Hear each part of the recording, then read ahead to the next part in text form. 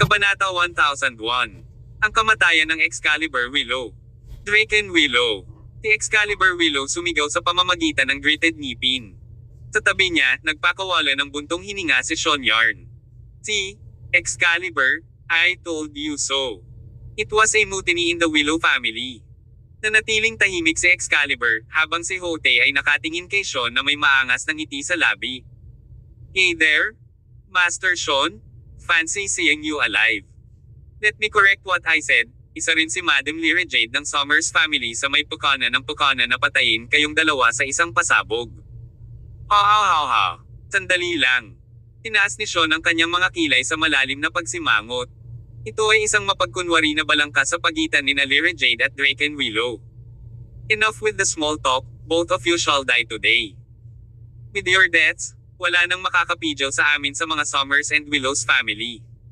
Hahaha, sabi ni Hote. Tuwang-tuwa, naglakad si Hote patungo sa Excalibur. Magsisimula ba kami sa iyo, Master Excalibur? Ito ay aking lubos na karangalan na patayin ang nangungunang dalawang pinakamahusay na manlalaban sa Hilaga. Isang mace, na pinalamutian ng mga relihiyosong ukit, ang biglang lumitaw sa kamay ni Hote. Tinukoy ng theistic pattern at motifs, ang mace ay minsang nabahira ng dugo. Kahit na si Hote ay isang monghe, siya ay isang lubhang walang awa na mamamatay tao, na may kaunting pagsasaalang-alang sa buhay ng tao. Pamatay. Nawala ang ngiti sa mukha ni Hote, napalitan ng masamang tingin.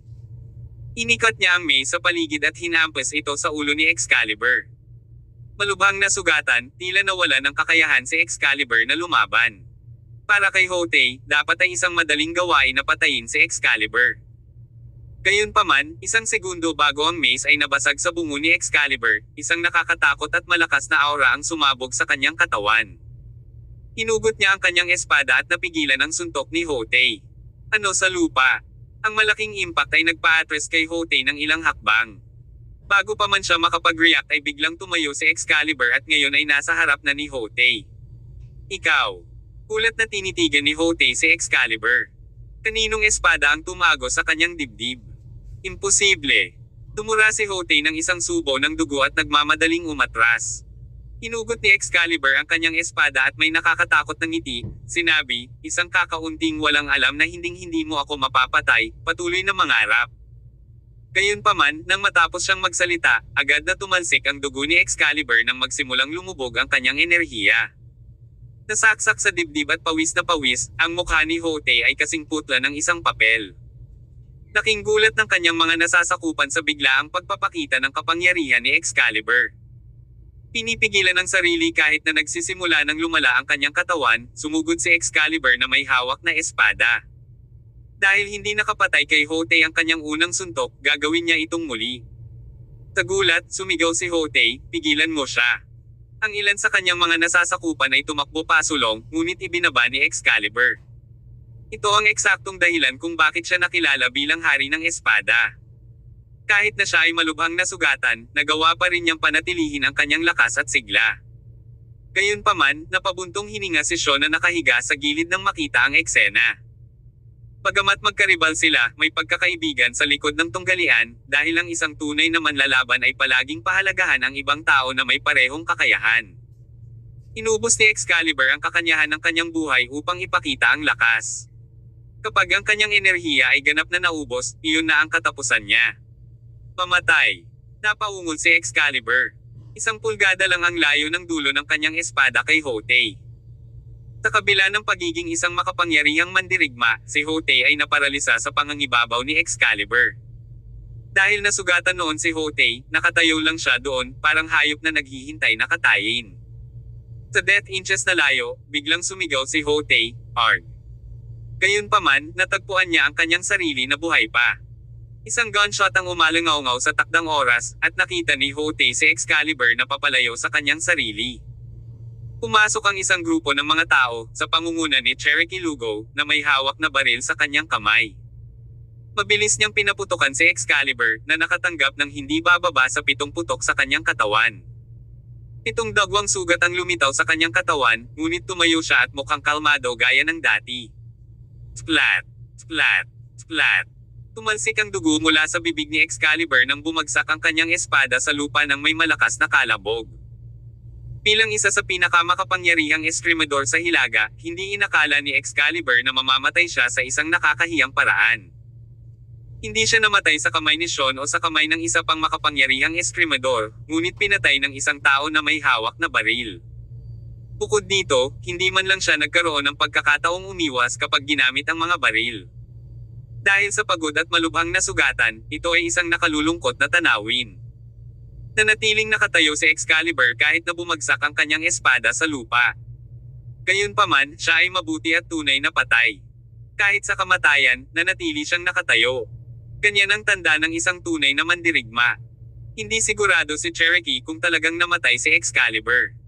Kaya, kinuha niya ang kanyang baril at hinayla ang gatilyo, huminto lamang kapag naubos na ang mga bala. Nakahinga siya ng maluwag at itinapon sa tabi ang baril. Lumapit siya kay Excalibur at binigyan siya ng sipa na agad na bumagsak ang katawan. Ito ang katapusan ng Sword King of the North.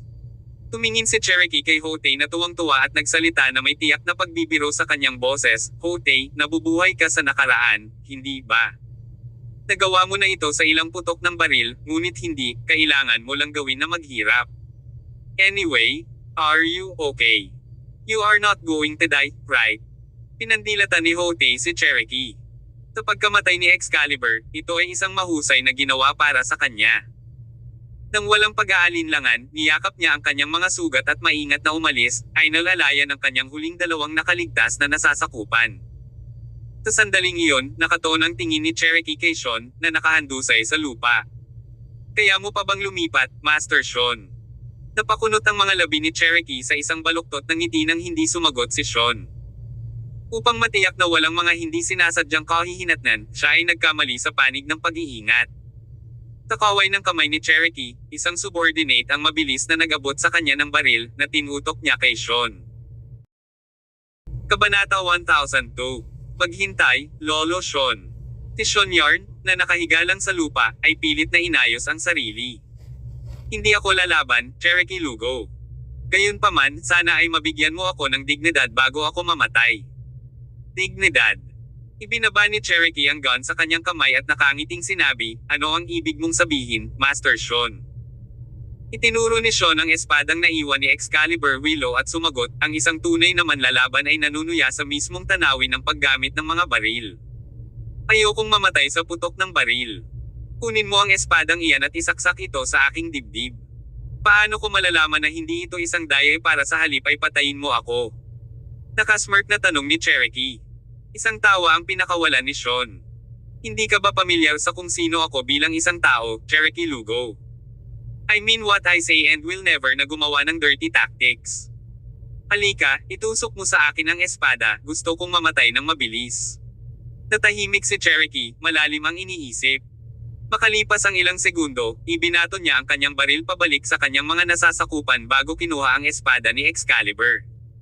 Ang espada ay mukhang katulad ng anumang ordinaryong espada sa labas.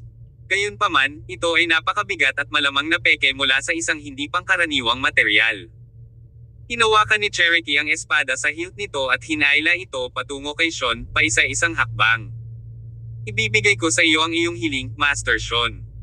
Na nagpapaalala sa akin, hindi ako kadalasang tumitingin sa mga tao ngunit ikaw, Master Sean, ay isa sa kakaunting taong iginagalang ko. Huwag mo akong sisihin, dahil tinutupad ko lamang ang iyong utos." Hindi sumagot si Sean. Itinaas niya ang kanyang ulo at ipinikit ang kanyang mga mata. Hindi tulad ng Excalibur, hindi kailanman uubusin ni Sean ang kanyang buhay sa isang pag-atake ng pagpapakamatay. Kung tutuusin, mas kalmado ang kanyang mental state. Tama si Cherokee, utos lang ang tinutupad niya. "Tapos na ang iyong oras, Master Sean." Isang mahinang ungol ang pinakawalan ni Cherokee at itinutok ang espada sa puso ni Sean. Nanatiling hindi kumikibo ang huli at mahinahong tinanggap ang kanyang kapalaran. Gayunpaman, may iba pang plano ang tadhana para kay Sean. Nang sinasaksak ng espada si Sean, isang gintong liwanag ang sumilay sa kalangitan at tumama sa dulo ng talam. Isang malakas na kalabog ang narinig. Itinulak ng napakalaking puwersa ang espada na nahulog mula sa pagkakahawak ni Cherokee. Nagulat si Cherokee, inilibot niya ang kanyang ulo. "Sino ito?" Biglang, isang dosina o higit pang mga silhouette ang lumitaw sa tuktok ng talon na nagmumula sa nangingibabaw na aura. Ikaw ay... Parahas na umawang ang labi ni Cherokee nang makita ang binata sa harapan ng grupo. Parang may naalala siya pero hindi niya maalala ang pangalan. Titirat ang kanyang mga tauhan ay nakatayo mismo sa gilid ng talon, nakahanda at balanse kahit na ang malakas na agos ng tubig ay bumubulusok sa kanilang lahat. Naaalala mo ba ako, Cherokee Lugo? Dear Summers, ulalas ni Cherokee. Nataranta, agad na iniutos ni Cherokee, patayin sila. Ratitat.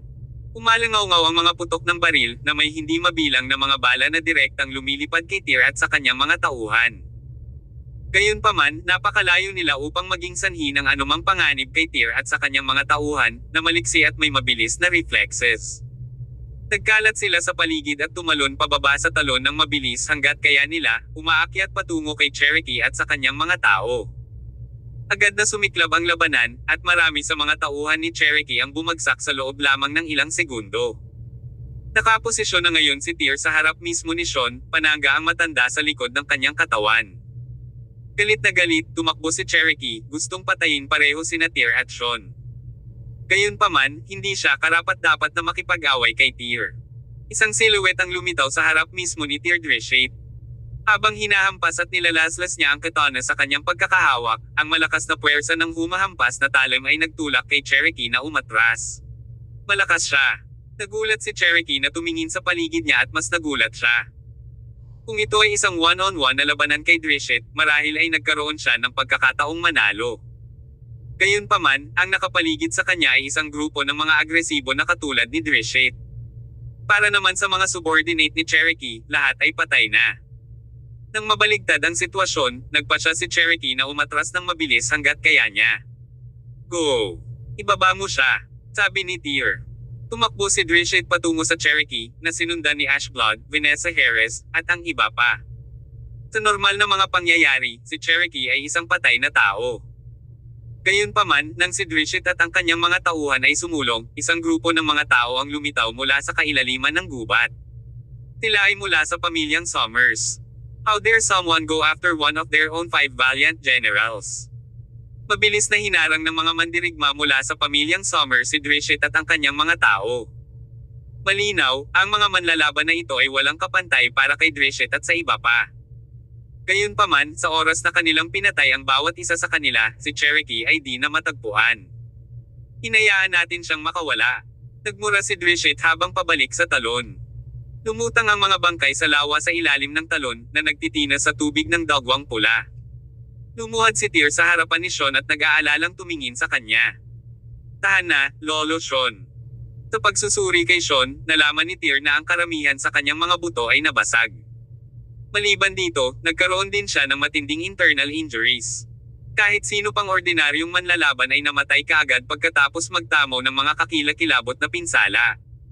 Lalong lumala ang kalagayan ni Sean.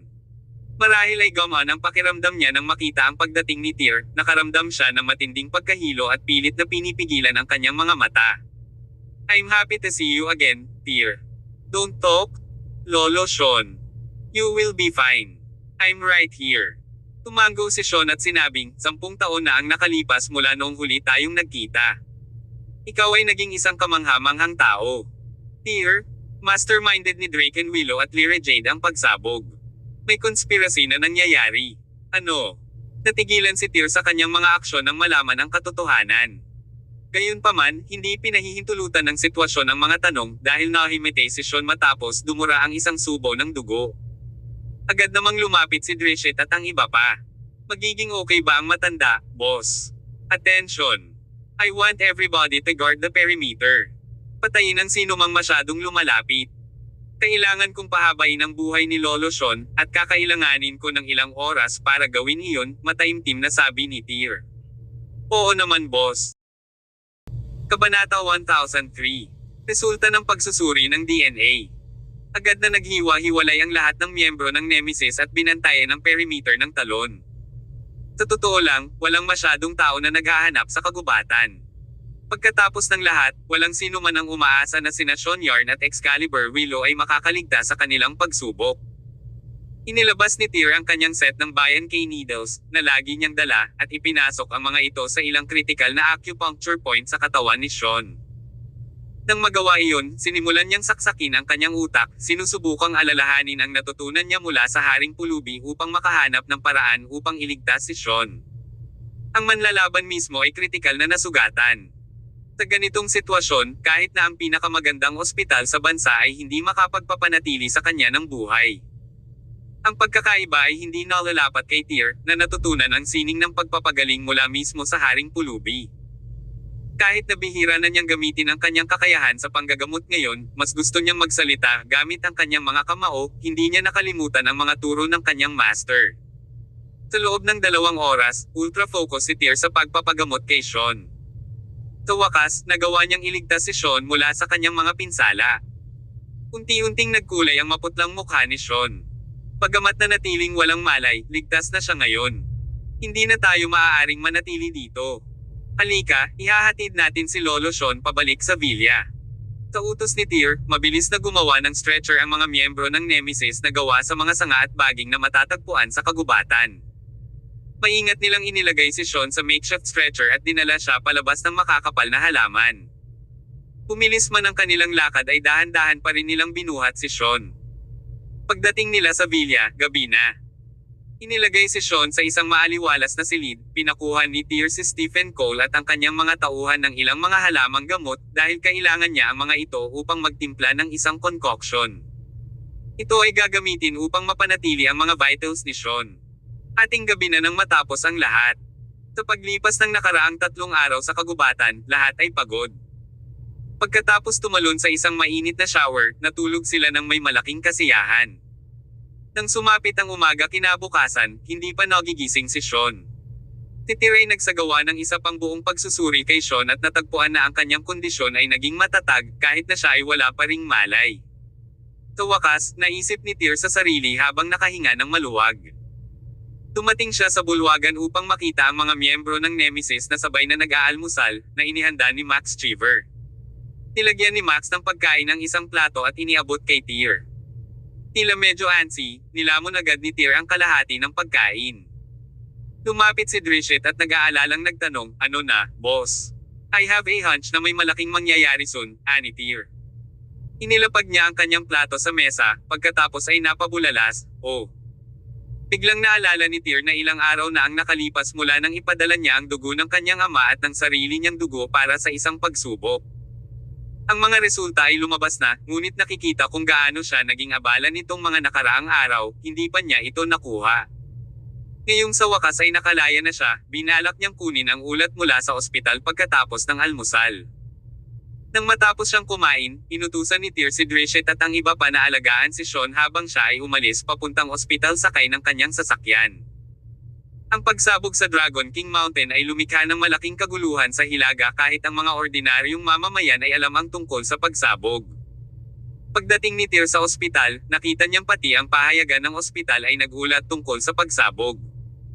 Dumiretso si Tyr sa opisina ng doktor na agad namang sumalubong sa kanya pagpasok niya, "Hello, Mr. Summers." Tumango si Tyr. "I've been really busy this past few days, kaya na-late ako." "Oh, lumabas na ba ang resulta ng test?" Inilabas ng doktor ang report mula sa kanyang drawer at ibinigay kay Tyr. Ang mga resulta mula sa mga pagsusuri sa DNA ay nagpakita ng 99.9% pagkakatulad mo at ng DNA ng iyong ama. Ito ay nagpapatunay na siya nga ang iyong ama. Ano? Tiningnan ni Tyr ang ulat na nasa kamay niya na may nakasulat na gulat sa buong mukha niya. Napansin ito ng doktor na medyo kakaiba. Bakit siya nabalisa sa katotohanang kumpirmado na ang kanilang relasyon bilang mag-ama? Iba ba ang gusto niya? Mr. Summers. Mr. Summers, napahila sa isipan ni Tyr ang pagkabigla ng mga tawag ng doktor. "Okay ka lang ba, Mr. Summers?" "Ay, ayos lang ako." Mabilis na umiling si Tyr at nagtanong, "Is this report 100% accurate, Doktor?" "Siyempre, Mr. Summers. Huwag kang mag-alala, hinding-hindi namin babaguhin ang anuman sa ulat. Walang mga pagkakamali. Huwag magatubiling gumawa ng mga katulad na pagsubok sa ibang lugar kung wala kang tiwala sa amin. Kung ang mga resulta ay iba, mangyaring hayaan alam natin." "Salamat," sabi ni Tyr. Pagkatapos ay lumabas siya ng ospital, dala-dala ang ulat sa kanyang kamay. Ang mga resulta ay hindi mapeke, sigurado. Dagdag pa, ang isang pagsusuri sa DNA ay simple, hindi magkakaroon ng anumang mga pagkakamali. Nakaupo sa kotse, tiningnan ni Tyr ang mga resulta ng pagsubok sa katahimikan. Walang duda na siya ay anak ni Draco. Gayunpaman, hindi sila kamag-anak ni Kirin. Ano ang ibig sabihin nito? Ibig sabihin hindi anak ni Draco si Kirin. Natagpuan ni Tyr na ang lahat ay katawa-tawa, at sa totoo lang, walang katotohanan. Ilang taon na ang nakalilipas, pinaalis ni Gladys Dawson si Tyr mula sa pamilyang Summers pagkatapos magpasya na siya ay isang banta sa pamilya. Kasabay nito, pinrotektahan niya si Kirin at nakita niya itong nag-iisang apo, ang tanging tagapagmana ng pamilya. At gayon pa man, ang katotohanan ay hindi kailanman kadugo ni Draco si Kirin. Ahahahaha. Biglang humagalpak ng tawa si Tyr. Walang tigil niyang hinampas ang manibela, na para bang ngayon lang niya narinig ang pinaka-nakakatawang biro sa mundo. Gladys Dawson, ano ang ginagawa mo? Maninindigan ka na iisa lang ang apo mo si Kirin Summers, at wala nang iba. But guess what? Hindi man lang siya kabilang sa bloodline ng Summers family. Ahaha. Sa sobrang tawa ni Tyr ay nagsimulang tumulo ang mga luha sa kanyang mga mata. Ano kaya ang mararamdaman ni Gladys matapos malaman ng makatas na balitang ito? Iiyak ba siya? Tumawa ulit si Tyr. Kahit na ang pinakakalmado at pinakastoic na tao ay malamang na mag-react tulad ni Tyr kung sila ay nahaharap sa parehong sitwasyon. Pagkatapos ng lahat, si Tyr ay dumaan sa matinding paghihirap sa lahat ng mga taon sa pamilyang Summers. Mabilis na kinuha ng paghihiganti ang kanyang puso ngayon, at gusto niyang makita kung ano ang magiging reaksyon ni Gladys kapag nalaman niya ang katotohanan. Ilang minuto pa ang kanyang katuwaan bago bumalik si Tyr sa kanyang kalmado at maayos na kilos. Kabanata 1004. Isang pabor mula kay Jade Laurel. Si Kirin Summers ay hindi anak ni Draco Summers. Pumikit si Tyr at naisip, ngunit buntis nga si Lyra Jade at ipinanganak si Kirin pagkatapos niyang pakasalan si Draco. Niloloko ba ni Lyra si Draco? Oh. Isang nakakatakot na ideya ang lumitaw sa isip ni Tyr. Si Lyra ay buntis kay Kirin bago siya nagpakasal kay Draco. Dumating siya sa pamilya Summers na may hidden agenda. Biglang naramdaman ni Tyr ang panginginig sa kanyang gulugod. Nakakatakot kung tama nga ang kanyang inakala. Tinabi nga ni Lolo Sean na ang pagsabog sa Dragon King Mountain ay pukana ni na Drake and Willow at Lyra. What if? Naintindihan ni Tyr ang lahat ngayon. Drake and Willow ang ama ni Kirin Summers. Hindi mapigilan ni Tyr na magmura, gaano na sila katagal na nagse-set up ng buong plot. Isang halo ng kalungkutan ang tumama kay Tyr nang walang paabi. Ano nga ba ang nangyayari? Kahit na nauna na niyang pinutol ang ugnayan sa pamilya Summers, nanginginig pa rin siya sa sitwasyong ito. Ang pamilyang Summers ay hindi lamang kay Gladys Dawson o Draco, kundi pati na rin sa kanyang lolo, si Kin Summers at ang kanyang nakatatandang kapatid na lalaki, si Xavier Summers. And of course, kabilang din sa pamilya si Tyr. Pagkatapos ng lahat, ang dugo ay mas makapal kaysa sa tubig. Tungkol sa kanyang malalim na pagkamuhi para sa pamilya Summers, ito ay pangunahing nakadirekta sa kanyang hindi makatwiran at bias na lola. Ang iyong buhay ay malungkot, Draco Summers. Kinuha ni Tyr ang kanyang cellphone, gustong tawagan si Draco at ibunyag ang totoo. Gusto rin niyang bigyan ng babala si Draco. Sa araw-araw na lumalala ang sitwasyon, tiyak na may napakalaking plano si Lyra. Pero bago pa man siya makatawag, nagring ang phone niya. Nasaan ka, boss? Hinahanap ka ng isang babae na nagsasabing kailangan niya ang iyong tulong. Si Drishit ang tumawag. Naguguluhan si Tyr kung bakit may isang hindi kilalang babae ang darating na naghahanap sa kanya ngayon. Sino te? Ang pangalan niya ay Jade Laurel, sinabi niya rin na ikaw ang kanyang master. Jade Laurel. Nabigla si Tyr at lalong naguluhan. Bakit pumunta sa Hilaga si Jade, ang reyna ng alahas sa Con City? Sa mismong sandaling iyon, pakiramdam ni Tyr ay bumalik siya sa nakaraan. Gayunpaman, hindi siya masyadong nag-isip at nagpasya na huwag tawagan si Draco. Sa halip, mabilis siyang bumalik sa villa. Pagdating, tumakbo si Jade papunta sa kanya. Pagbati, aking Panginoon. Bumalik sa Prime City, inilabas ni Jade ang kanyang buong kayamanan para lumabas si Tyr at tulungan ang pamilya Jenkins sa pakikipaglaban kay Patrick Reynolds. Noong una, tumanggi si Tyr. Gayunpaman, matapos malaman na si Patrick talaga ay si Perry Renaud ng 5 magigiting na heneral ng pamilya Somers, tinanggap ni Tyr ang kahilingan. Kasabay nito, may utang na loob si Tyr kay Jade, kaya sinamantalan niya ang pagkakataong ibalik ito minsan at para sa lahat. Sa kalaunan, sa tulong ni Tyr, natalo ng mga kilalang pamilya ng Prime City si Patrick. Kasunod nito, kinilala ni Jade si Tyr bilang kanyang Panginoon. Ibig sabihin simula noon, naging isa na si Jade sa maraming subordinate ni Tyr. Noong nasa Prime City sila, alam na ni Jade ang tunay na katauhan ni Tyr, kaya naman nilapitan niya ito para humingi ng tulong. Nang mangyari iyon, nagkaroon ng hinala si Tyr na tila hindi lang si Jade. Gayunpaman, walang gaanong ugnayan sa pagitan nila pagkatapos noon, kaya hindi nalutas ang usapin. Ngayon, na nagmamadaling dumating si Jade sa Hilaga, napagtanto ni Tyr noon at doon na malapit na niyang ilantad ang kanyang pagkakakilanlan. Jade Laurel, bakit bigla kang pumunta sa norte? Tanong ni Tyr. Diretso si Jade sa punto, may problema ang tatay ko, Master, tulungan mo kami. Nakakunot ang noo ni Tyr, and your father is. Si Finley Willow ang tatay ko, sagot ni Jade. Pagamat bahagyang nagulat sa revelasyon, mabilis na nakabawi si Tyr. Ipinaliwanag nito kung bakit alam ni Jade ang kanyang pagkakakilanlan bilang anak ng pamilya Somers. Si Finley, ang pinuno ng pamilya Willow, ay ang kanyang ama pagkatapos ng lahat. Natarante si Tyr. Kung si Finley Willow ang iyong ama, bakit ka pumunta sa Timog? Sumagot si Jade, oo, ang tatay ko ang pinuno ng Willow family. Gayunpaman, palaging mas pinapahalagahan ng aming pamilya ang aming mga miyembrong lalaki. Bukod dito, hindi ko nais na maging isang kasangkapan sa kasal para sa aking pamilya. Sa pag-iisip na iyon, lumipat ako at nagsimula ang aking negosyo ng alahas sa Timog. Kahit bihira akong mag-return, dumadaloy pa rin sa akin ang dugo ng Willow family. Ang pamilya ko ngayon ay nahaharap sa napakalaking krisis, dulot ng tiyuhin kong si Draken Willow, na lumikha ng kaguluhan at sinubukang agawin ang kapangyarihan. Ang aking ama ay nasa malaking panganib at siya ay nasa kanyang limitasyon.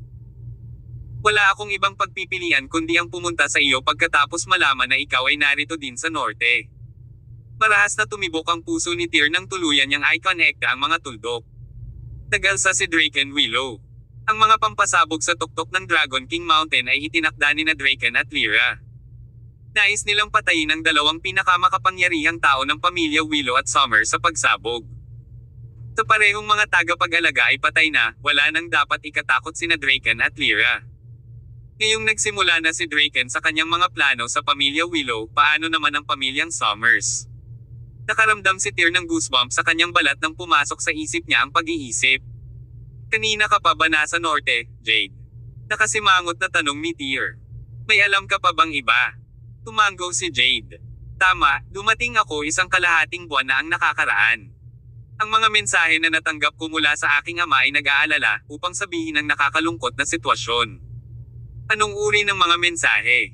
Tanong ni Tyr. Sagot ni Jade, nabanggit noon ng tatay ko na kakaiba ang kinikilos ni Draken. Pakiramdam niya ay may mangyayari sa pamilya Willow, ngunit hindi siya sigurado dahil sa wakas ay babalik na si Excalibur. Marahil ay nag-o-overthink siya. Gayunpaman, ginawa ng aking ama ang isang punto upang paalalahanan ako na huwag nang bumalik sa Hilaga kung may nangyari sa pamilya Willow. Hindi ko maalis ang hindi mapakali na pakiramdam at bumalik sa bahay. Sa kasamaang palad, ang pinakamasamang bagay ang nangyari. Huminga ng malalim si Tyr. Parang lalong gamulo ang mga pangyayari. Ito ay isang laro ng chess, ngunit si Tyr ang madla sa halip na isang piraso sa napakalaking larong ito. Kabanata 1005. Hanapin ang Chasing Wind. Sa tumpak na pagsasalita, si Tyr ay dating isang sangla sa napakalaking larong ito ng chess, noong siya ay bata pa. Gayunpaman, tulad ng mabilis, nawala siya sa eksena nang itapon siya ng pamilya Somers. Ang hindi inaasahan ng mastermind ay ang pagbabalik ni Tyr makalipas ang isang dekada at na siya ay magpapatuloy hanggang ngayon ay magiging desisyon ng engranding taktika na ito. Gaya nga ng kasabihan, mas nakikita ng manunood ang laro kaysa sa manlalaro.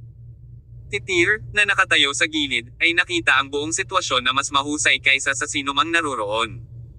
Kasama sa larong ito ng chess ang mga pamilyang Somers at Willow. Maraming kilalang tao sa Hilaga ang bahagi rin ng Tucana bilang mga pawn. Ang Excalibur Willow, Finley Willow, Gladys Dawson, Draco Somers, Sean Yarn, at maging si Master Cassius ng Athia Palace ay mga pawn ng larong ito ng chess. Na nagpunta upang ipakita kung gaano kahanga-hanga ang mastermind. Mula sa kaibuturan ng kanyang puso, tinanong ni Tyr ang kanyang sarili, si Lyra Jade at Drakenwillow ba ang mga aktwal na arkitekto sa likod ng mga eksena? May sapat ba silang kakayahan? Isang nakakatakot na kaisipan ang biglang lumitaw sa kanyang isipan, may ibang tao kaya, sa halip ay mas may kakayahan at nakakatakot kaysa kina Lyra at Draken. Ang taong ito ay dapat na isa na nakatayo sa ibabaw ng buong hilagang rehiyon, o marahil ang mahiwagang karakter na ito ay gumugol sa nakalipas na 20 taon sa pag-set up ng mga pukana na ito, upang ang buong hilagang rehiyon ay nasa ilalim ng kanilang mga paa. Nadama ni Tyr ang isang alon ng pagkabalisa na tumama sa kanya, dahil ang sitwasyon ay naging lalong nakakalito. Kahit na si Jade Laurel ay naghihintay ng husto kay Tyr, hindi niya ito pinilit na magdesisyon. Kung tutuusin, naiintindihan niya ang personalidad nito at alam niyang may sariling paraan ang amo sa paggawa ng mga desisyon. Maya-maya, tumakbo si Stephen Cole papunta kay Tyr at sinabihan siya, gising na si Master Yarn, boss. Tumango si Tyr at tumalikod para kausapin si Jade, pumunta kaagad sa Northern Six Doors at hanapin mo ang Gate Master, Jason Wind. Sabihin mo sa kanya na pinapante kita at tutulungan ka niya. Mapapangako ko lang ang ligtas na pagkuha ng iyong mga magulang sa pamilya Willow, Jade. Sa lahat ng iba pa, hindi ko masasabi ng sure. Natigilan sandali, tumango si Jade at sinabing, salamat, guro. Pumunta ka. Ikinaway ni Tyr ang kamay niya. Kung wala kang ibang mapupuntahan pagkatapos, dalhin mo rito ang iyong mga kamag-anak. Oo, guro. Walang alinlangan, umalis na si Jade. Pagkaalis ni Jade ay pumunta agad si Tyr sa kwartong kinaroroonan ni Sean. Ano ang pakiramdam mo, Lolo Sean? Agad na tinanong ni Tyr si Sean tungkol sa kanyang kalagayan habang sinusuri ang pulso ng matanda. Mukhang papasok si Sean kahit mahina ang boses niya habang sumagot, wala na tayong masyadong oras, Tyr, kailangan ko ng sagot mula sa iyo. Isang matalinong tao, nagawa niyang maghinuha, maraming impormasyon mula sa pagsabog sa tuktok ng Dragon King Mountain. Dagdag pa, sa kabila ng pamumuhay ng medyo liblib na buhay sa pamilyang Summers, madalas na naghahardin, pamilyar siya sa mga pangyayari sa pamilya. Ang dahilan kung bakit siya nagtagal sa pamilya ay dahil sa pangako niya kay King Summers 15 taon na ang nakararaan. Maliban doon, mas gugustuhin niyang huwag isali ang kanyang sarili sa mga bagay na nauukol sa pamilya Summers. Sa mabilis na pag-unlad ng sitwasyon at naapektuhan na siya ngayon, hindi na niya napigilan ang sarili. Gayon din, pagkatapos na manatili sa kanila sa huling 15 taon, nagkaroon siya ng pagmamahal sa pamilyang Summers. Sige, Lolo Sean, ano ang gusto mong malaman? Tanong ni Tyr. Sagot ni Sean, alam mo kung ano ang gusto kong itanong. Hindi lang iyon, sigurado akong marami ka nang narealize sa ngayon, tulad ng pagkakakilanlan ni Kirin. Nagtataka, nagmamadaling sumagot si Tyr, you know all rin ito. Hindi ko ginawa. Umiling si Sean. Ito ay ngunit isang pagpapalagay na ginawa ko noong nakaraan. Gayunpaman, ito ay ang mga bagay ng pamilya Summers, hindi ako dapat na nakikialam. Kinuha ni Tyr ang ulat ng DNA test at sinabing, ayon sa pagsubok, 100% akong nauugnay kay Draco Summers. Gayunpaman, pagkatapos ipadala ang sample ng bone marrow ni Kirin sa ibang bansa para masuri, nalaman namin na hindi ito tumugma sa akin. Ibig sabihin, hindi ko siya kapatid o anak ni Draco. Hindi napigilan ni Tyr na matawa. Hindi mo ba ito nakikitang walang katotohanan, Lolo Sean? Gladys Dawson ang utak niya para palayasin ako sa pamilya Summers ilang taon na ang nakalilipas, at nakita niya si Kirin Summers bilang ang tanging mahal niyang apo. Hindi ba nakakatuwa na ang kanyang pinakamamahal na apo ay hindi isang tunay na miyembro ng pamilya Summers? Hindi lang iyon, paulit-ulit na binanggit ni Draco Summers na mas malapot ang dugo kaysa tubig. At ano ang meron tayo ngayon? Hindi man lang sa kanya nanggaling ang dugong dumadaloy sa katawan ni Kirin. Hindi mo ba naisip na kaawa-awang tao si Draco Summers? Lyra Jade cheated on Draco Summers way before she married him. Isa siyang ama sa anak ng iba. Ano sa tingin mo ang magiging reaksyon niya kapag nalaman niya ang balitang ito, Lolo Sean? Sa tingin mo masisiraan siya? Haha. Hindi napigilan ni Tyr ang kanyang pagtawa. Tila sinadya iyon, o marahil ay talagang hindi niya mapigilan ang kanyang emosyon, o marahil ay sinusubukan niyang ilabas ang lahat ng nakakulong na pagkadismaya. Nakahiga sa kama, hindi tumawa si Sean at sa halip ay bumantong hininga. Dear, alam kong may sakit ka sa puso mo, pati galit, kawawa naman talaga ang tatay mo. Gayunpaman, bilang anak ni Kin, at ang iyong ama, naisip mo ba na si Draco ay isa lamang ordinaryong tao? Dapat kang maging proud at nagpapasalamat na siya ang iyong ama. Lolo Sean, ito po. Natagpuan ni Tyr ang kanyang sarili sa isang biglaang nakatali dahil tila may naintindihan siya. Bawat pamilya ay may kanya-kanyang suliranin, partikular na ang relasyon sa pagitan ng biyenan at isang manugang na babae. Gayunpaman, ang higit na nagdusa sa sagupaan ng kapangyarihan ay ang anak na siya ring asawa. Bukod dito, si Draco ay nakulong sa isang malaking pamilya. Sa maraming mga nakatagong dinamika at mga relasyon sa paglalaro, na kinasasangkutan ng mga nakipagbuno na kapangyarihan at mga nakatalagang interes mula sa maraming partido, lahat ay bumubuo ng isang maselang balanse na nagdidikta sa kapalaran ng buong pamilya. Siya ay hindi walang kakayahan o mahina, ngunit sa halip ay isang napakahusay na tao. Gayunpaman, ang iba't ibang mga pagpigil at paghihirap sa paglipas ng mga taon ay lubos na nagpapagod sa kanya.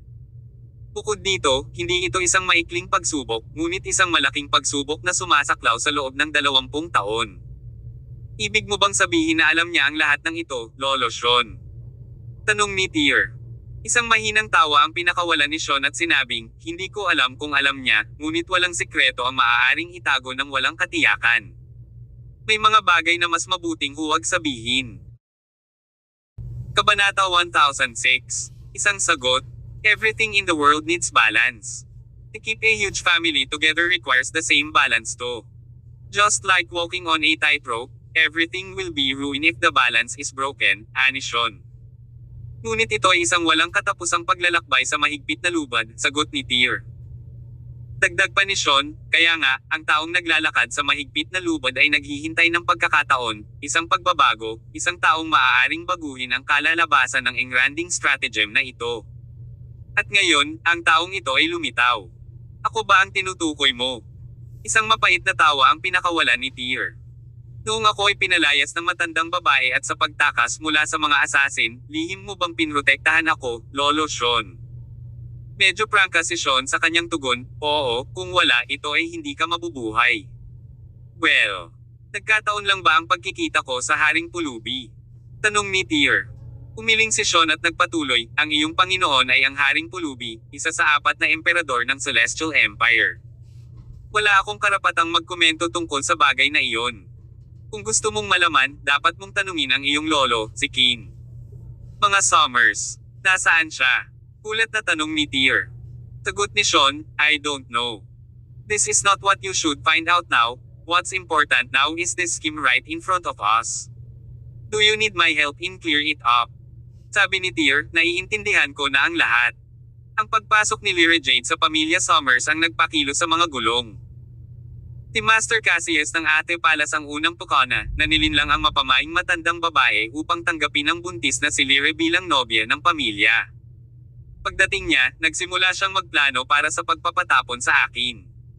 Sa huli, sa pamamagitan ng kanyang iba't ibang taktika at ang tiwala na ibinigay sa kanya ng matandang babae, nakuha niya ang isang malaking grupo ng mga tagasunod. Si Cherokee Lugo, na humabol sa iyo sa ilalim ng Dragon King Mountain, ay isa sa kanila. Kung tama ang hula ko, kontrolado na ngayon ni Lyra Jade ang malaking bahagi ng pamilya Summers. Ganyan din ang nangyayari sa pamilya Willow. Si Draken Willow ay hindi kung ano siya. Kung tama ang assumption ko, anak talaga ni Lyra Jade at Draken Willow si Kirin Summers. Hindi tumango o umiling si Sean. Patuloy ni Tyr, gayunpaman, kung ito ay plano lamang ni Draken Willow at Lyra Jade na kunin ang kontrol sa pamilyang Summers at pamilyang Willow, maaari pa rin itong ipaliwanag ng lohikal.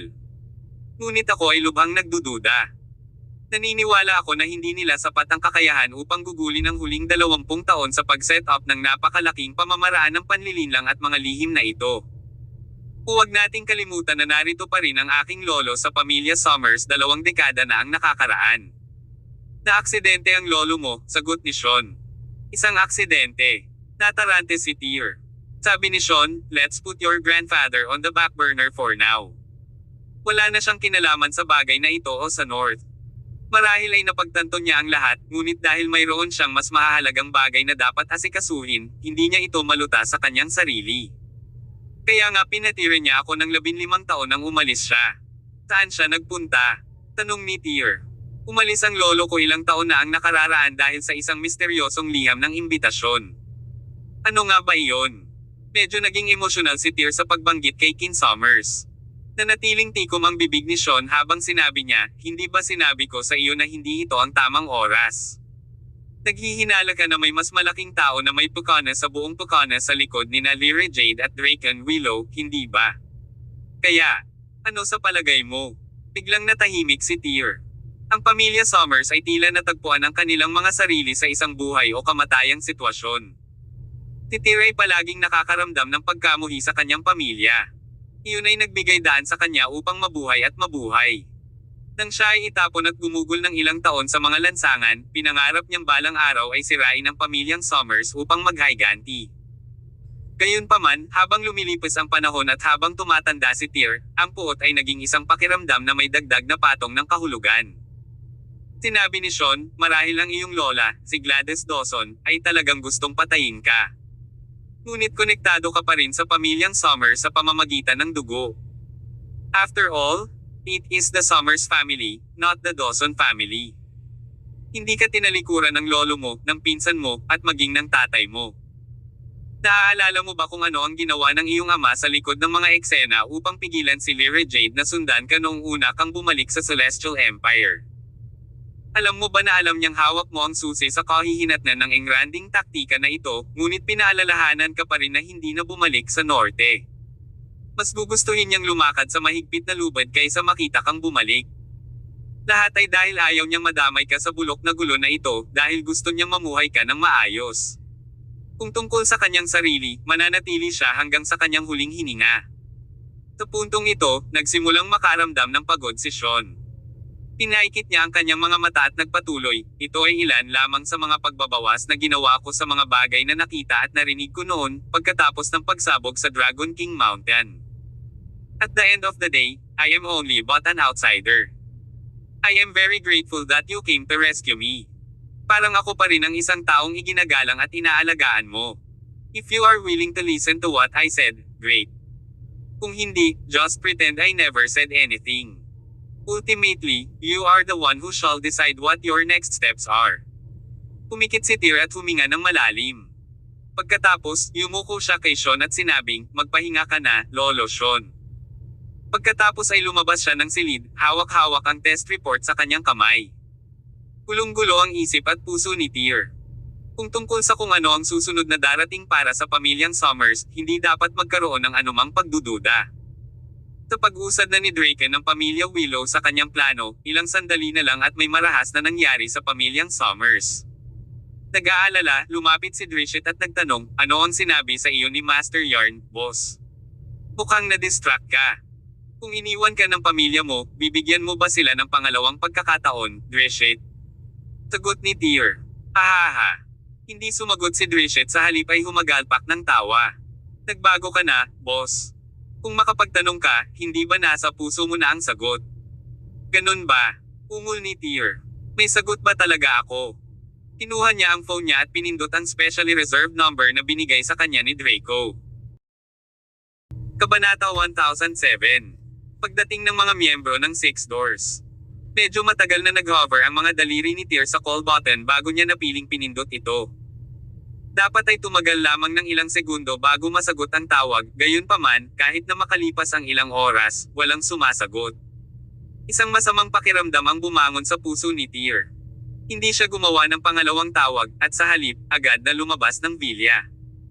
Sabihin sa lahat na maghanda, ihanda ang sasakyan, pupunta tayo ngayon sa pamilyang Summers. Utos ni Tyr. Oo. Hindi naman nagtanong si Drishet at sumunod na lang sa utos ni Tyr. Makalipas ang ilang minuto, nagmamadaling umalis sa villa ang tatlong off-road na sasakyan. Samantala, malapit sa isang bintana sa ikalawang palapag ng villa, pinilit ni Sean na maupo sa kama, pagkatapos ay maingat na naglakad patungo sa bintana. Nang makita niyang umaalis ang tatlong sasakyan sa labas ng kalsada, sa wakas ay bumungad sa kanyang mukha ang kaliwan. Sa kotse, sinubukan ulit ni Tyr na tawagan si Draco, ngunit ni Perrin sinasagot ng kanyang ama. Pagkatapos ay nag-dial siya ng isa pang numero, at sa pagkakataong ito, mabilis na sinagot ang tawag. Ang boses ni Carson ay narinig sa pamamagitan ng telepono. "Dear, you finally called me a call." Sumagot si Tyr, "Tito Carson, hayaan mo akong panatilihin itong maikli. Nahaharap ako sa ilang mga problema sa Hilaga, gaano katagal bago dalhin ang lahat ng ating mga kaibigan mula sa Timog."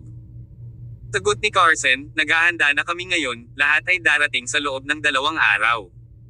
"Alright. I will wait for you guys in the north." "Sorry for the trouble," sabi ni Tyr. "Hehe, ano bang sinasabi mo?" sabi ni Carson sa pamamagitan ng telepono. "Everyone in the south has your back, we were all waiting for your call." "Sige." Nang matapos ang tawag, mas naging kalmado ang masalimuot na damdamin sa puso ni Tyr, at kasabay nito, mas naging determinado siya. Kasabay nito, sa Drawford Province sa Hilaga, ang manor ng pamilya Willow. Ang dating maluwalhating Willow Manor ay isa na ngayong ganap na gulo. Malinaw na may naganap na labanan dito hindi pa gaanong katagal. Sa sandaling ito, malakas na tunog ng galit at cursing ang narinig na nagmumula sa sala ng manor. "Drake and Willow? Brute ka talaga. How could you do something like this? Are you even worthy of the name that your ancestors built up?" Ang nagsalita ay walang iba kundi si Finley Willow, na kasalukuyang mukhang bogbog at pagod, may mga galos at gasgas sa buong katawan. Hindi na siya mukhang patriarch ng pamilya Willow, at ngayon ay naging isang bilanggo. Mula sa sandaling nangyari ang pagsabog sa Meteor Dragon Terrace ng Dragon King Mountain, nawala sina Sean Yarn at Excalibur Willow. Gayunpaman, noong panahong iyon, hindi sigurado si Draken kung patay na si Excalibur o hindi, kaya hindi siya nang ahas na kumilos. Gayunpaman, sa kagubatan kahapon, nakita ni Hote si Cherokee Lugo na pinasabog ng sarili niyang mga mata ang Excalibur, at pagkatapos ay ipinaalam ito sa pamilya Willow. Pagkatapos ay agad na nagplano si Draken laban kay Finley at ibinaba siya. Sa totoo lang, ang sitwasyon ng pamilya Willow ay katulad ng pamilyang Summers. Kahit na si Finley ang pinuno ng pamilya, ang kanyang impluwensya ay hindi kasing dami ng kay Draken. Sa nakalipas na ilang taon, higit sa kalahati ng pamilya Willow ay ganap na nasa ilalim ng kontrol ni Draken. Sa makatuwid, nang magsimula si Draken ng isang revolusyon, walang kapangyarihan si Finley na lumaban. Sa loob ng isang gabi, binago ng pamilya Willow ang kahalili nito. Sa sandaling ito, si Draken ay buong pagmamalaki na nakaupo sa trono ng pamilya Willow, ganap na puno ng kanyang sarili at sa mataas na espiritu. He gloated, "Ha ha ha ha. Finley Willow? Ako? Draken Willow? Magaling sa martial arts at may utak. Maging sa kapangyarihan o impluwensya, mas makapangyarihan ako kaysa sa basurang tulad mo. Ang pamilyang Willow ay sa akin sa simula. Sa palagay mo, maaari mong makuha ang posisyon ng ulo ng pamilya kung hindi dahil sa Excalibur. Gayunpaman, maayos na ang lahat. Patay na si Excalibur. Wala nang makakapidyaw sa akin sa pamilyang ito. At saka, naglakas loob pa nga akong patayin si Excalibur. Paano ako matatakot sa mga ninuno natin na patay na? Hahaha.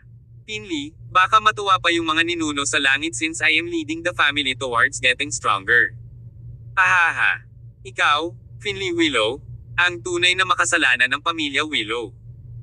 Habang nagsasalita siya, lalong naging proud si Draken sa kanyang sarili at mas naging mayabang. Tinaman ng tingin ni Finley si Draken. Draken, karma talaga ang makukuha mo. Definitely. Hahaha.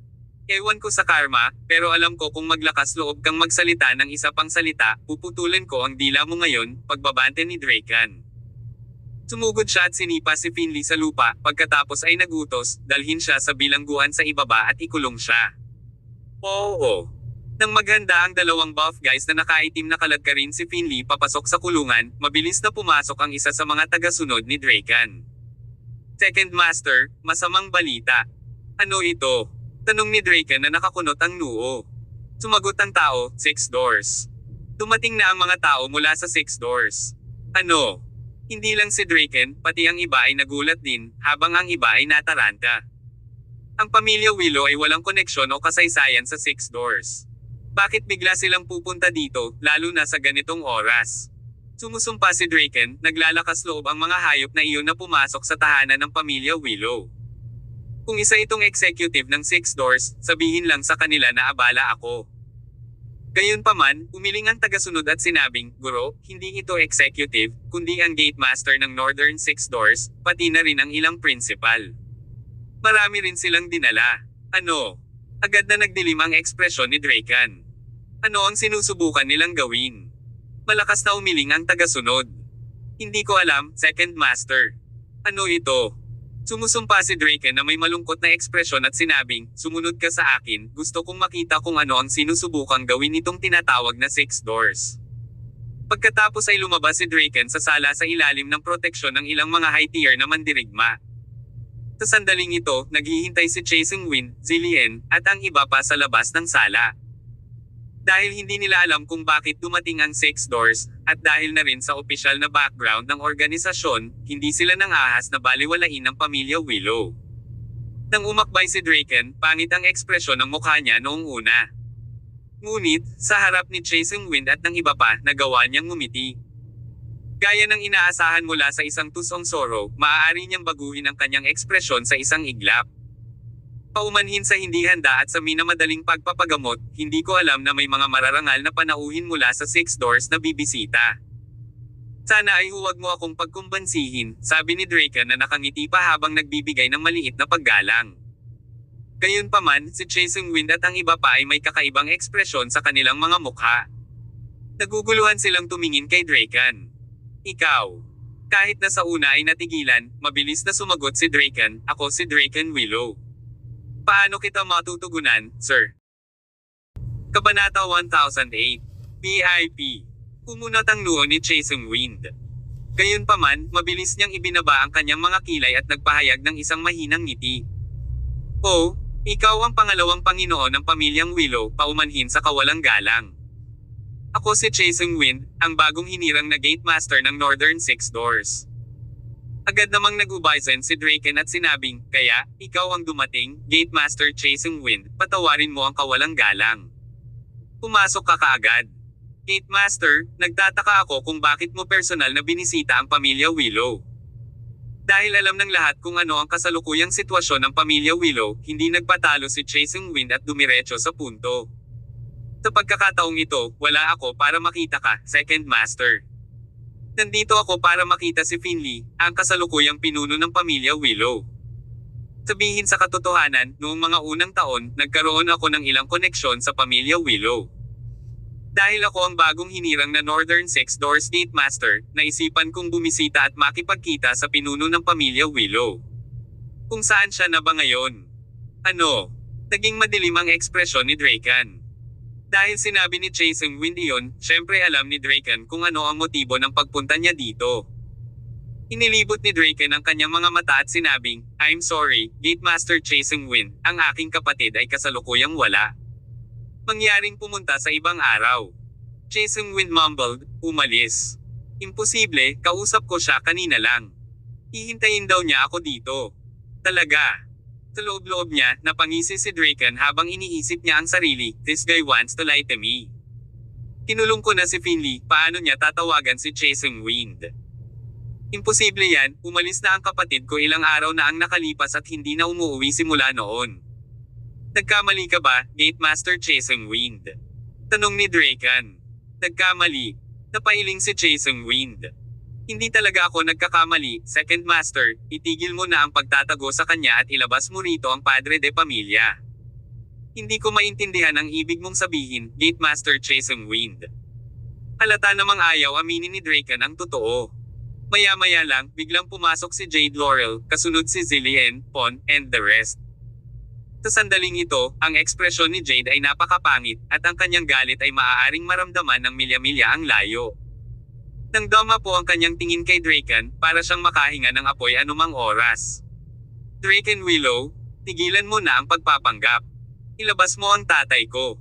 Tanong ni Jade. Jade Laurel. Napatingin si Draken kay Jade na may gulat na ekspresyon. Hindi niya inaasahan na bigla siyang susulpot sa Willow Manor. Ilang taon na ang nakalilipas, iniwan ni Jade ang pamilya Willow at nagtungo sa timog upang bumuo ng kanyang negosyo. Sa lahat ng mga taon na ito, hindi na umuwi si Jade maliban kung ito ay isang malaki at seryosong sitwasyon. Sa katunayan, halos nakalimutan na ni Draken ang kanyang pag-iral sa pamilya Willow. Draken, nakausap ko ang tatay ko kanina sa telepono. He's somewhere in Willow Manor, ilabas mo, ani Jade. Nagdilim ang ekspresyon ni Draken habang sumagot, Jade, wala ang tatay mo. Lumabas siya. Habang nanunood sa gilid, malamig na tumawa si Chasing Wind, hihihi. Ang pagkakaroon ng hinulaang susubukan ni Draken na dayin sila ang bluff na ito, kinuha niya ang kanyang Gate Master token at idinagdag, pangalawang Master Willow, kung hindi mo siya ilalabas, huwag mo kaming sisihin sa pag-iimbestiga sa lugar. Kung mahahanap namin ang pinuno ng pamilya Willow dito, ang sitwasyon ay hindi magiging kasing simple ng ngayon.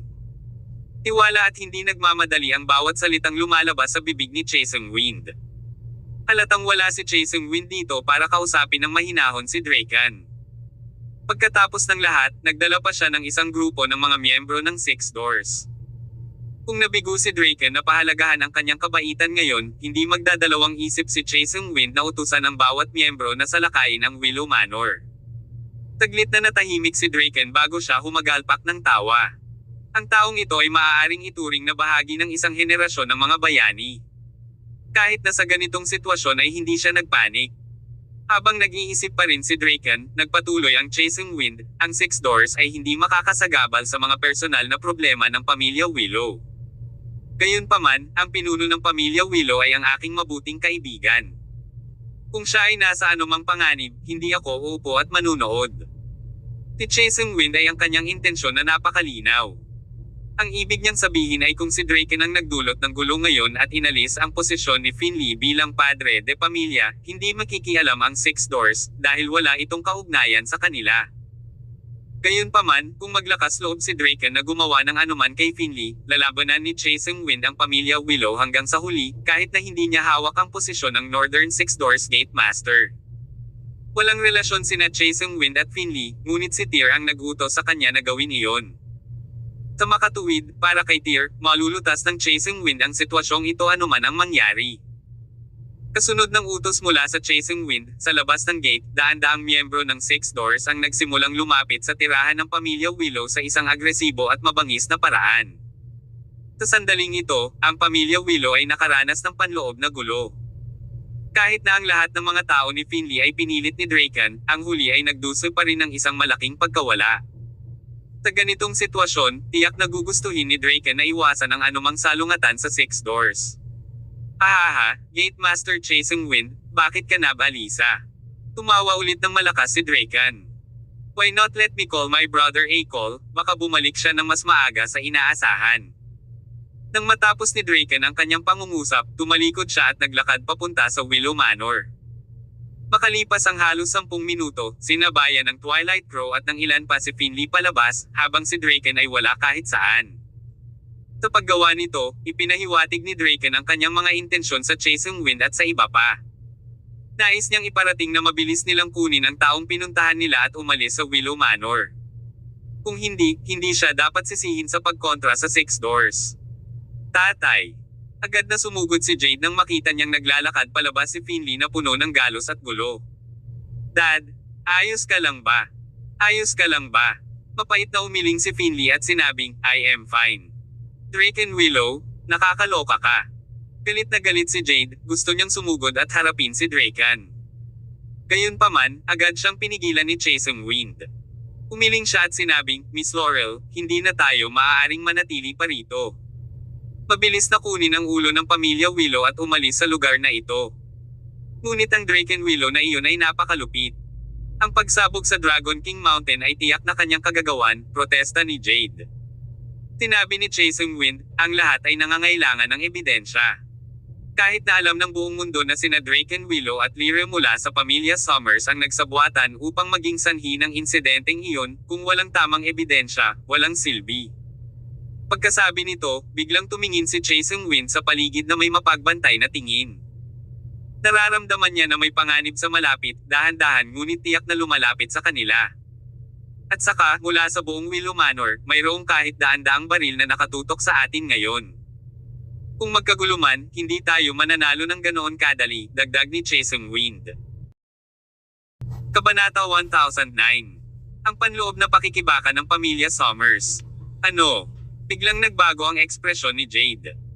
Tumango rin si Finley at sinabing, hindi ko alam kung saan natagpuan ni Draken ang napakaraming malalakas na manlalaban, kumuha pa siya ng isang grupo ng mga mersenaryo. Malaki ang kapangyarihan niya sa mga kamay niya ngayon, wala tayong laban sa kanya.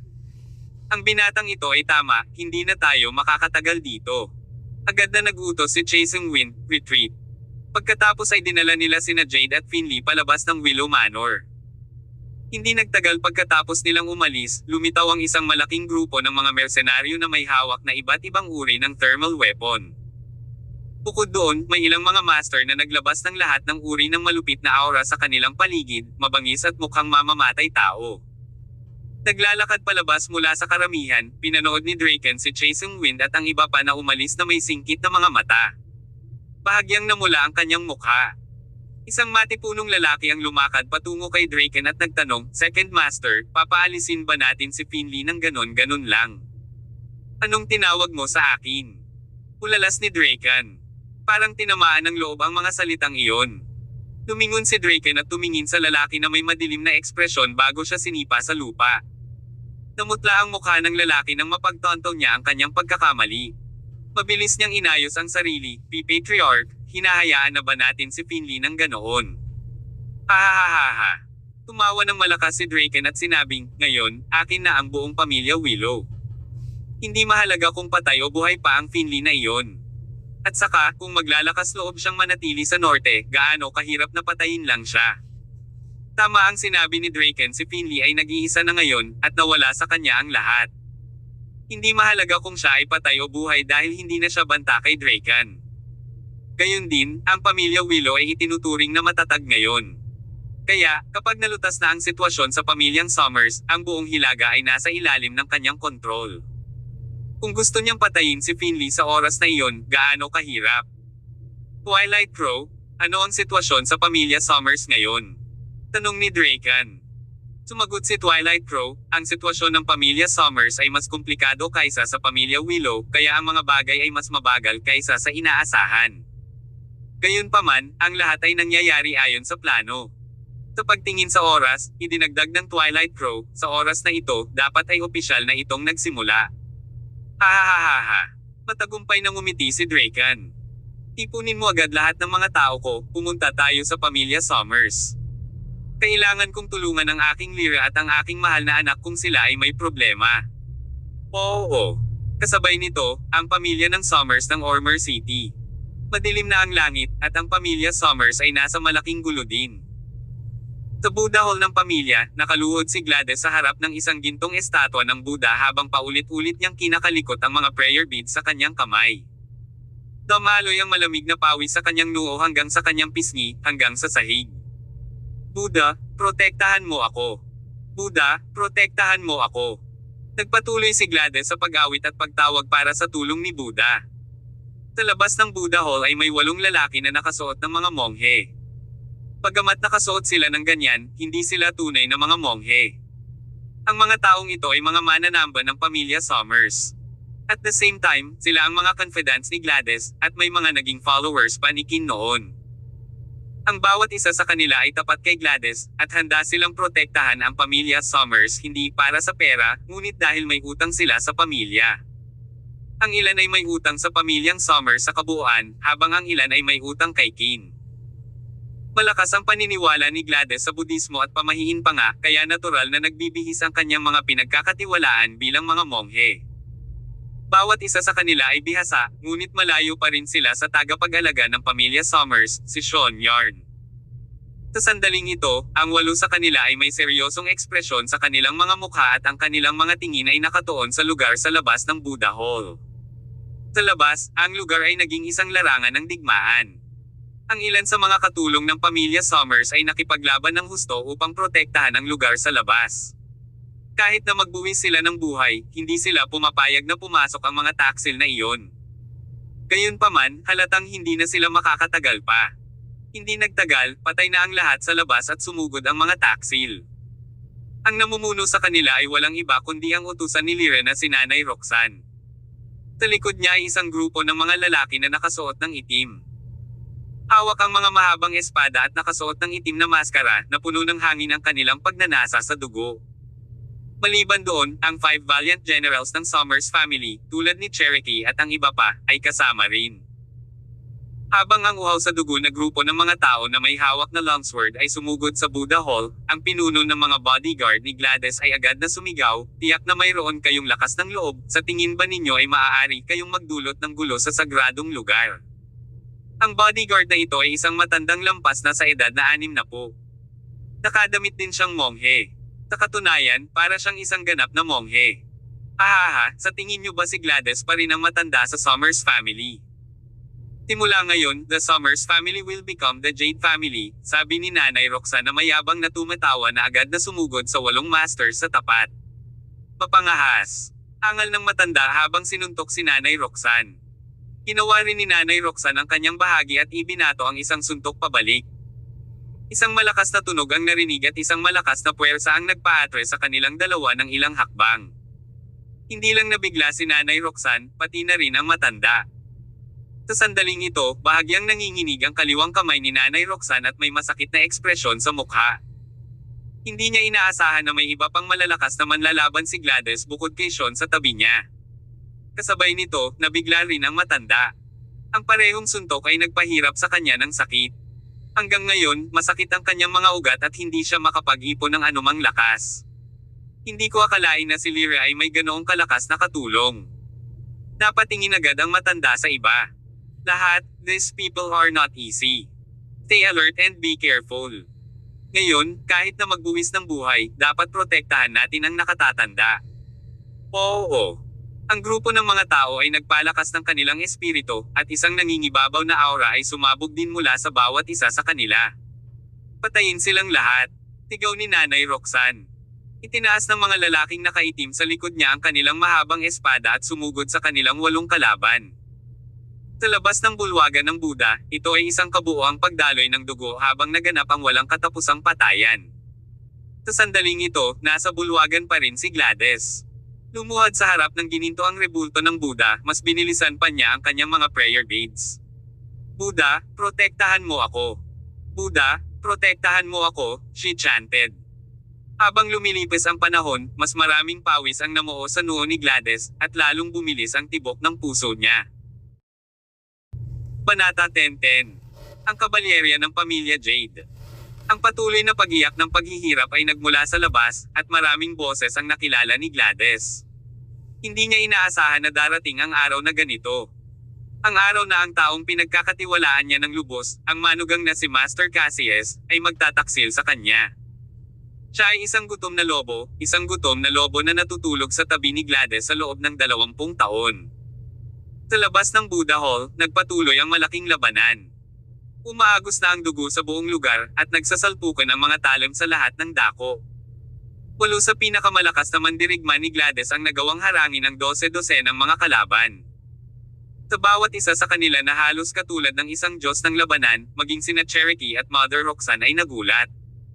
Ang mga tao ni Gladys ay mas malakas kaysa sa inaasahan nila, sa katunayan, mas malakas kaysa sa naisip nila. Maya-maya lang, ang galit na boses ni Lyra ay tumunog sa labas ng Buddha Hall, "You bunch of useless trash, hindi mo pa ba itinatapon silang lahat?" Sa sandaling ito, tinutulak ni Lyra si Kirin, na naka-wheelchair, habang naglalakad siya patungo sa Buddha Hall. Sa likod niya ay isang grupo ng mga lalaking kakaiba ang pananamit. Bawat isa sa kanila ay nakasuot ng itim na balabal at isang bakal na maskara, na ang huli ay nakatikip sa kalahati ng kanilang mga mukha, na nagbibigay ng misteryoso at kakaibang pakiramdam. Mayroong higit sa 10 tao sa kabuuan. Nangunguna ang 2 tao na may silver mask, habang ang iba ay nakasuot ng black mask. Kung mayroong isang taong kumikilala sa mga maharlikang pamilya, makikilala nila ang pagkakakilanlan ng mga taong ito na nakamaskara sa bakal sa unang tingin. Kabalyerya iyon ng pamilya Jade. Ang Jade family ay isa sa 3 dakilang maharlikang pamilya, at ang kabalyeryang ito ay ang trump card ng kanilang mga puwersang panlaban. Sa mga panahong iyon, ang kanilang pinuno ay may mahusay na reputasyon sa Celestial Empire. Dagdag pa, ang bawat isa sa 18 knights ng pamilya Jade ay walang kapantay na mga master. Si Lyra Jade ay talagang kamag-anak ng maharlikang pamilya ng Jade, isa sa 3 dakilang maharlikang pamilya. Dahil dito, ang mga naunang haka-haka ni Natir at Sean ay nakumpirma na ngayon si Lyra Jade at Drakenwillow ay hindi ang tunay na utak sa likod ng mahigit 20 taong engranding planong ito para sakupin ang Hilaga. Or at least, hindi lang sila ang may pukana. Sa likod nila, may isang pares ng mas malalaking kamay na kumokontrol sa lahat, at ang mga kamay na ito ay walang iba kundi ang Jade Royal Family, isa sa 3 dakilang royal families. Galit sa kung paano hindi natalo ni Nanay Roxanne at ng iba pa ang mga tagapagtanggol ni Gladys, malamig na utos ni Lyra, ibaba mo sila. Sa kanyang utos, ang mga lalaking nakamaskara sa likod niya ay naglabas ng kanilang malamig, pinutol na longsword at sumugod. Ang bawat isa sa kanila ay napakabilis, at mayroon pa silang mga espesyal na diskarte na mas malaki at mas nakakatakot kaysa sa iba. Maaring gamitin ang mga napakasamang pamamaraan na ito kung sila ay sumusulong o umaatres. Habang ang mga taong ito ay sumali sa labanan, ang mga mandirigma ni Gladys ay nasa isang ganap na kawalan. Tinagtagal, 4 na lamang sa orihinal na 8 ang natira na nagpupumilit na kumapit. Patayin. Sigaw ng isa sa mga lalaking nakapilak na nakamaskara. Sa isang iglap, nilaslas niya ang isa sa kanyang mga kalaban, kasing bilis ng pag-iilaw. Gustong pigilan ng manlalaban ang espada gamit ang sarili niyang longsword, ngunit bago pa man siya makapag-react, naputol na siya sa kalahati. Sa sumunod na segundo, ang buong ulo ng lalaki ay nilaslas ng lalaking nakapilak na nakamaskara, at tumalsik ang dugo sa lahat ng dako. Ang natitirang 3 mandirigma ni Gladys ay ginugol, at walang alinlangan na babagsak sila sa susunod na 10 segundo. Nakatayo sa tabi ng wheelchair ni Kirin, ang ekspresyon ng mukha ni Lyra ay lalong naging mabangi sa 1 minuto habang pinapanood niya ang eksena sa harap niya. Ahaha, kill. Kill them? Kill them until wala nang natira sa kanila.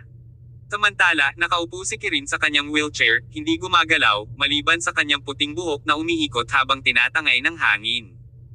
Siya ay ganap na walang ekspresyon. Walang alam kung ano ang iniisip ni Kirin, kahit si Lyra. Sa katunayan, kagabi lang nalaman ni Kirin ang totoong pagkatao niya. Hindi siya anak ni Draco, at wala siyang nababahaging kahit isang patak ng dugo sa pamilya Summers. Sa halip, supling siya ni Lyra at Draken. Si Draken Willow ang kanyang tunay na biolohikal na ama. Kasabay nito, sinabi ni Lyra sa kanyang anak ang tungkol sa iba pa nitong pagkakakilanlan. Kalahati ng dugong dumadaloy sa katawan ni Kirin ay sa pamilya Jade. At dahil si Lyra ay anak sa labas ng pamilya Jade, parehong ina at anak na lalaki ay mga inapo ng maharlikang pamilya ng Jade. Kirin, alam kong hindi mo matatanggap ang realidad na ito sa ngayon, pero totoo ang lahat. Ngayon, ibababa ko na ang buong pamilya Summers at ibibigay ito sa iyo. Ang iyong ama at ako ay nangangako na ikaw ay magiging hari ng Hilaga. Pagkatapos ng gabing ito, ikaw ang magiging tunay na hari ng Hilaga. Maging sa pamilyang Summers o sa pamilyang Willow, ikaw ang magiging pinakadakila. Nag-aalala si Lyra na hindi matanggap ni Kirin ang katotohanan, kaya medyo kinakabahan pa rin siya hanggang ngayon. Mula noong bata pa siya, palaging iniisip ni Kirin na siya ang young master ng Summers family, na si Gladys ang kanyang lola, at si Draco ang kanyang ama. Sa biglaang pagbabago ng kanyang pagkakakilanlan, nag-alala si Lyra na hindi matatanggap ng kanyang anak ang katotohanang ito pansamantala. Habang nakaluhod siya at pinupunasan ang mukha ni Kirin gamit ang kanyang mga kamay, mahinang sinabi ni Lyra, Kirin, alam kong medyo malupit ang lahat ng ito sa iyo ngayon. Tutal, napakahusay ng pakikitungo ni Gladys sa iyo. Ngunit, bilang isang taong may katangian, upang makamit ang ganap na pangangibabaw, kailangan mong gumamit ng anumang paraan na kinakailangan. Kung hindi natin gagawin ito, kung hindi mamatay si Gladys, hindi ka maaaring maging hari ng Hilaga ng maayos. So, hindi mo naman sisisihin ang nanay mo, diba? Gayunpaman, nanatiling walang ekspresyon si Kirin na nagpapataas lamang ng pag-aalala ni Lyra. Noon pa lang, pagkalaslas, lumipad pa atras ang isa sa mga manlalaban ni Gladys at nahulog sa harap ng wheelchair ni Kirin. Siya ay namamatay, at hindi na makabangon muli. Si Kirin, na kanina patahimik, biglang nagunat ng kamay at sinabing, knife. Kirin, anong sabi mo? Kutsilyo. Mas mataas ang tono ng boses ni Kirin kaysa kanina kaya napangiwi si Lyra. Kahit hindi niya maintindihan ang gustong gawin ni Kirin, pinaasa pa rin niya ito ng kutsilyo. Kinuha ni Kirin ang talem, itinutok ito sa leeg ng manlalaban sa ilalim ng kanyang wheelchair. Inangat ng lalaking iyon ang ulo at hindi makapaniwalang tumingin kay Kirin. Ikaw. Ang taong ito ay palaging nasa tabi ni Gladys, at tinuruan pa niya si Kirin ng ilang mga kasanayan noon.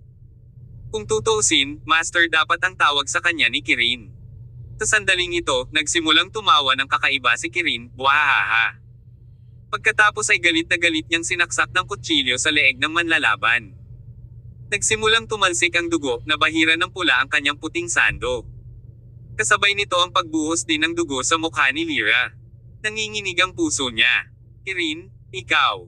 Wahahaha. Ipinagpatuloy ni Kirin ang kanyang kakaibang tawa habang mas lalong sumama ang tingin sa kanyang gwapong mukha. Bigla siyang tumawa na parang kakaiba at sinabing, hahaha. Inay, paano ako magagalit? Hahaha.